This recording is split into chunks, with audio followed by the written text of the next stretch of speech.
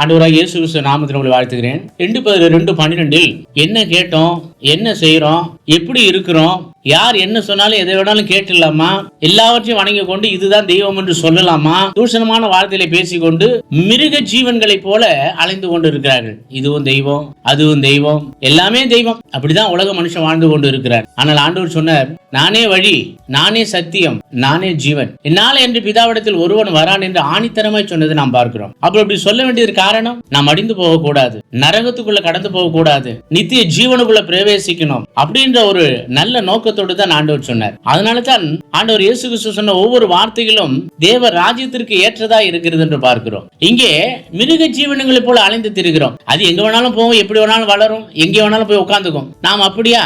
ஆண்டவர் இயேசு கிறிஸ்து நம்மளை அவருடைய சுவாசத்தை ஊதி நம்மளை உண்டாக்கினாரே. அதனாலதான் ஆண்டவர் சொல்கிறார், கேட்டிலே கேட்டு அழிந்து, நல்ல ஒரு கேட்டுக்கான காரியத்தை செய்து கொண்டு இருக்கிறீங்க, அதிலேயே கேட்டு அழிஞ்சு அநீதியின் பலனை அடைய போகிறீர்கள். அந்த பலன் நீங்க அடையக்கூடாது, நீங்க நரகத்துக்கு செல்லக்கூடாது. தேவனுக்கு முன்பாக நடந்து கொண்டு உத்தமமா இரு என்று ஆபிரகாமை பார்த்து சொன்னது போல ஆண்டவர் உங்களை பார்த்து சொல்வார், மனம் திரும்புங்கள், பரலோக ராஜ்யம் சமீபத்தில் இருக்கிறது. நாம் மனம் திரும்புவோம். கெட்டு அழிந்து போகாதபடிக்கு, அநீதியின் கூலியை நாம் வாங்காதபடிக்கு ஆண்டவருடைய வார்த்தையின்படி நடந்து தேவ ராஜ்யத்திற்குள் பிரவேசித்து அவருடைய நாமத்தை நாம் மகிமைப்படுத்தும் போது தேவ ராஜ்யத்திற்குள் நாம் பிரவேசிக்க தேவன் வழிவகுக்கிறார். ஆண்டவர் இயேசு கிறிஸ்து நாமத்தில் உங்களை வாழ்த்துகிறேன். ஆமென்.